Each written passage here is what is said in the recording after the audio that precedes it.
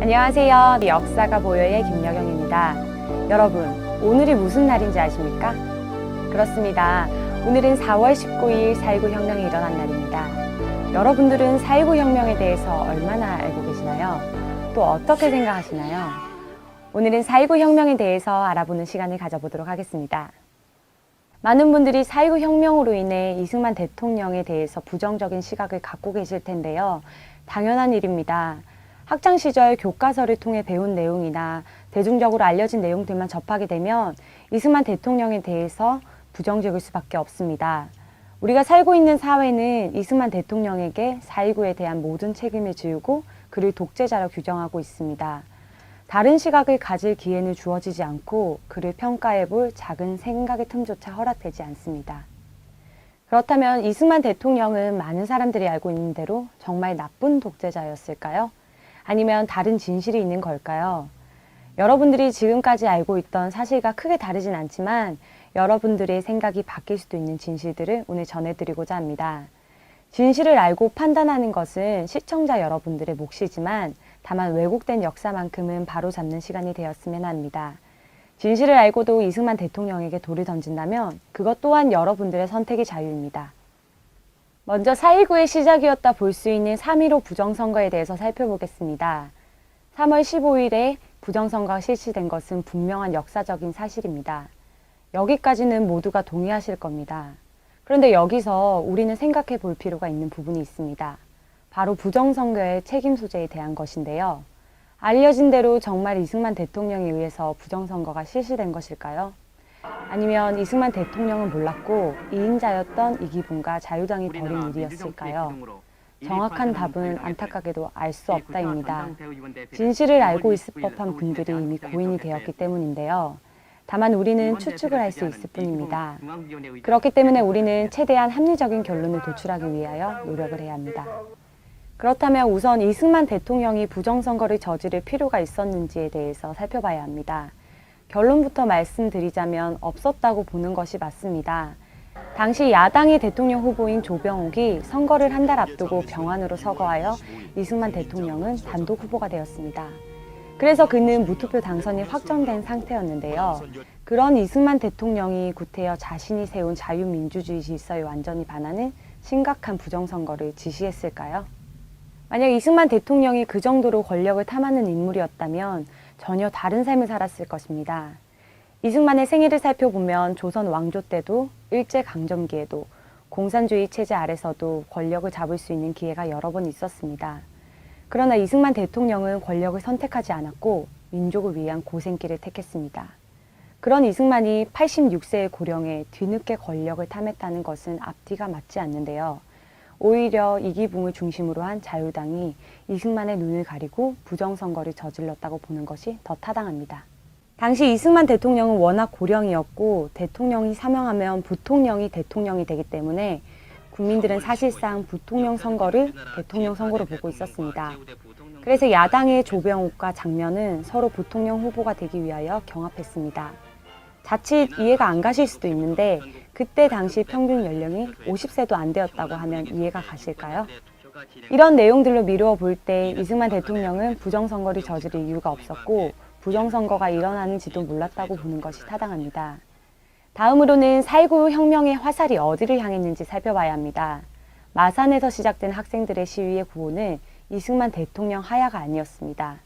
3.15 부정선거에 대한 항의였고 재선거를 요구하는 시위였습니다. 화살은 이승만 대통령이 아닌 이기붕과 자유당을 향했습니다. 그동안 우리가 들어온 것에만 근거하여 미루어 짐작한다면 이승만 대통령은 국민들을 압제하는 독재자였고 국민들은 그를 미워하고 그가 물러나기만 간절히 바랬어야 합니다.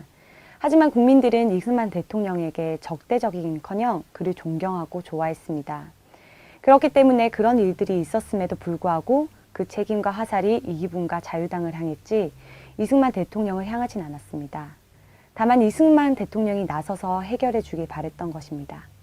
하지만 계속된 시위에도 불구하고 눈과 귀가 가려져 공산주의의 지시라고 오판한 이승만 대통령과 이기붕, 자유당은 국민들의 요구를 수용하지 않았고 오히려 강경 진압을 자행합니다.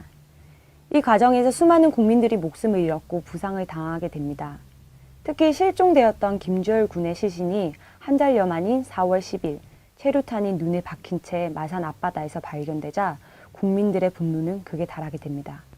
사태가 이 지경에 달하자 결국 이승만 대통령에게까지 모든 진실이 전달되었고 이승만 대통령은 한탄을 합니다. 그리고 바로 부상당한 학생들을 방문하여 위로합니다. 이승만 대통령은 병원에 찾아가 늙은 내가 총을 맞았어야 하는데 학생들이 희생당했다며 눈물을 흘립니다. 학생들은 그를 원망한 것이 아니라 오히려 할아버지 잘못이 아니라며 이승만을 위로했고 병원은 온통 울음바다가 되었습니다. 이렇듯 국민들은 끝까지 이승만 대통령을 신뢰했습니다. 하지만 이미 사태는 걷잡을 수 없이 커져버렸고 국가적 혼란을 더 이상 두고 볼 수 없었던 교수들이 4월 25일 시위에 참여하고 성명을 냅니다. 그리고 그들에 의해 이날 처음 이승만 하야 구호가 등장합니다. 그런데 놀랍게도 구호가 등장한 바로 그 다음 날인 4월 26일 이승만 대통령은 자진해서 하야를 선택합니다. 세계 그 어떤 역사를 살펴봐도 독재자라는 수식어가 붙은 인물 중 이승만 대통령처럼 순순히 자리에서 물러난 인물은 찾아볼 수 없습니다. 이승만 대통령이 하야할 때 국민들은 이화장까지 그를 배웅했으며 이화장 담벼락에는 온통 국민들이 붙인 이승만 대통령의 만수무강을 비는 벽보로 가득했습니다. 이승만 대통령이 정말 독재자였다면 이런 일은 있을 수 없습니다. 당시 국민들은 이승만 대통령을 독재자로 보지 않았습니다. 그런데 지금 국민들은 그를 독재자라 합니다. 과연 어떤 것이 진실일까요? 앞에서 살펴본 대로 3.15 부정선거의 책임 소재, 그리고 당시 4.19 혁명을 일으켰던 국민들의 정서를 안다면 지금 국민들의 시각도 바뀔 수 있을 것 같습니다. 특별히 이승만 대통령이 살아온 발자취를 안다면 그 오해가 풀릴 가능성은 더욱 큽니다. 하지만 국민들이 이승만 대통령에 대한 진실을 아는 것을 불편해하고 필사적으로 막는 세력이 있는 것 같습니다. 그들은 잘못된 진실을 유통하고 과오들을 부풀려 퍼뜨립니다. 물론 이승만 대통령에게 전혀 책임이 없는 것은 아닙니다. 최고 지도자로서 도의적 책임은 물론 인재 등용에 실패하였고 그들에게 눈가림 당한 채 올바른 사리 분별을 하지 못했기 때문입니다. 실제 이기분과 자유당의 말만 믿고 부정선거에 항거하여 일어난 국민들을 공산당의 책동에 의한 반란으로 몰기도 했습니다.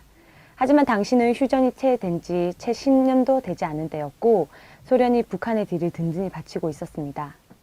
북한이 우리보다 잘 살았던 그때 자칫 방심하면 제2의 6.25가 일어날 수도 간첩과 지하에서 활동하던 공산주의자들에 의해 나라가 무너질 수도 있는 상황이었습니다. 자라보고 놀란 가슴 소뚜껑 보고 놀란다고 이승만 대통령은 공산주의에 대하여 민감하게 반응을 할 수밖에 없었습니다. 그것을 이기분과 자유당이 이용하여 국민들에게 총구를 겨눈 것입니다. 우리나라의 역대 대통령들을 살펴보면 공만 있는 대통령도 과만 있는 대통령도 없습니다. 세계적인 위인들을 살펴봐도 마찬가지입니다. 그런데 왜 유독 이승만 대통령에게만 이토록 가혹한 잣대를 들이대는 걸까요?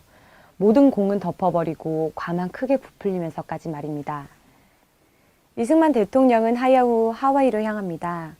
대통령을 몇 번이나 했었던 그이지만 부정과는 상관없는 삶을 살았기 때문에 모아놓은 재산이 없어 지인들의 도움을 받으며 말년을 보냈습니다.